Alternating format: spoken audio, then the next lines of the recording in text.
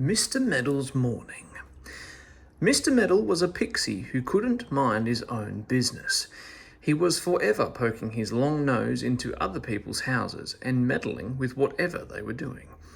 One day he felt more meddlesome than usual, so he ran around to Dame Gladsome's.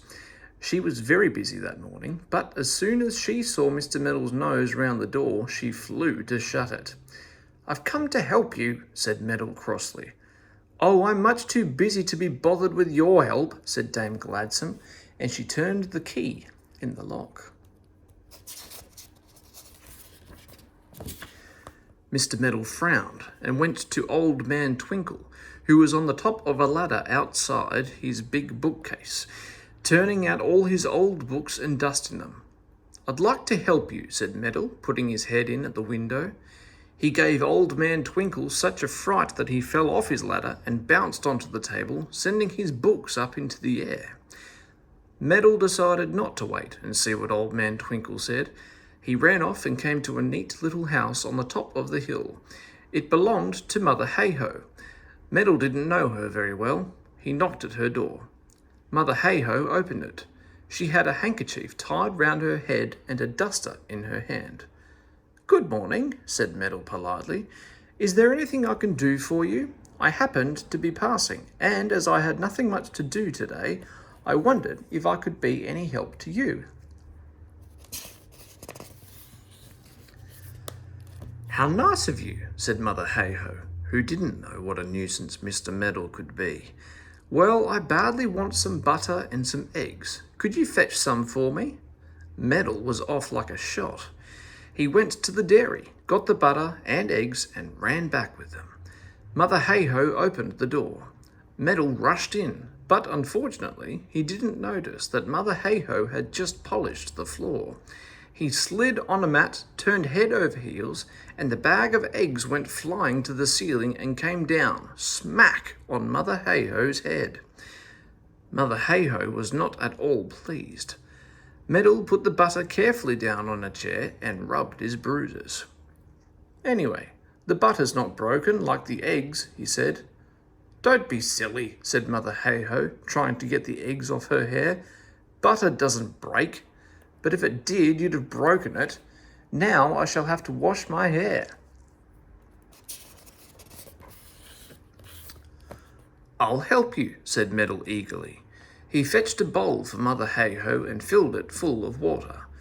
Mother Hay-Ho began to wash her hair. "Get me some more hot water," she said. "There's some in that kettle. Put it into the jug for me to pour over my hair." Meddle emptied the water into a jug. Then he thought it would be very helpful if he poured the water over Mother Hay-Ho's hair himself. So he tilted up the jug and poured. "Ooh! Ow! Ooh!" yelled poor Mother Hay-Ho, jumping almost up to the ceiling in fright. "It's boiling hot, you silly fellow! I'm cooked! I'm cooked!" Meddle was horrified. He looked at Mother Hay-Ho, jumping round the kitchen, holding her hot head. He ran to the tap and drew some cold water. He threw it over Mother Hay-Ho's hair. "Ooh! It's icy cold!" shouted Mother Hay-Ho. "Stop it! Leave me alone!" Meddle tried to put the jug on the table and just missed it. Crash!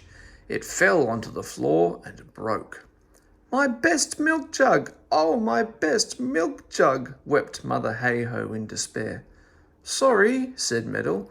"I'll get some glue and mend it." He ran to the store cupboard and found a little bottle of glue. Then back he went to mend the milk jug. He put the glue on the table and picked up the milk jug bits.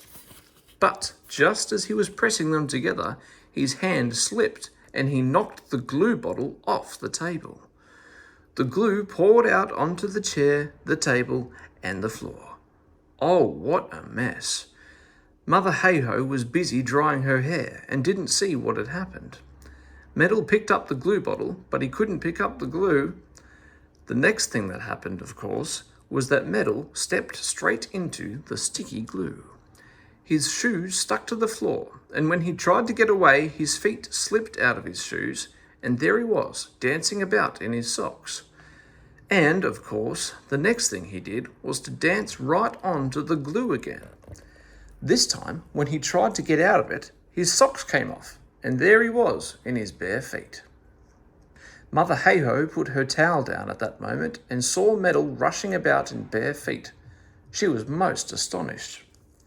"Why have you taken your shoes and stockings off?" she asked.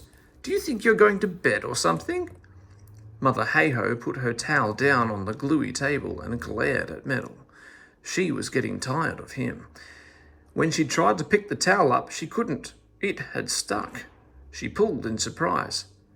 "Let me help," said Meddle at once, and he gave an enormous tug at the towel. It came up, and so did the table. Meddle sat down hurriedly on the floor, and the table fell on top of him, and a corner of it went onto Mother Hey-Ho's toe. How she yelled! She danced round the kitchen on one leg, holding her toe, whilst Meddle pushed away the table and tried to get up. The gluey towel had got round his neck and he couldn't get it off.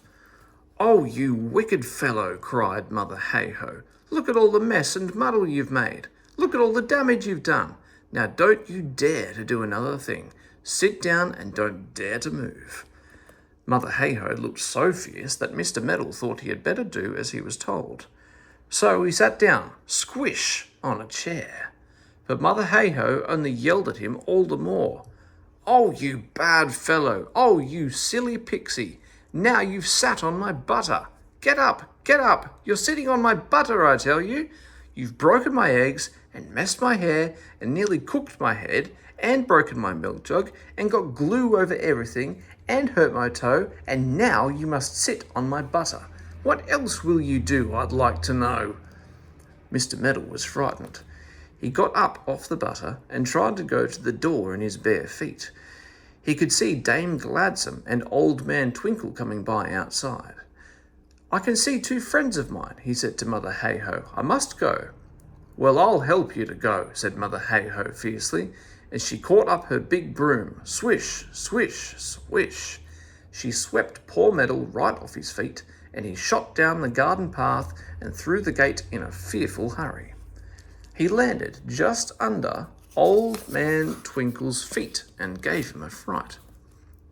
"My goodness, it's Mr. Meddle again," said Dame Gladsome. "Is this the way you usually come out of a house, my dear Meddle? It seems very sudden." Mr. Meddle didn't answer. He rushed home in his bare feet and got into a hot bath to get off all the glue.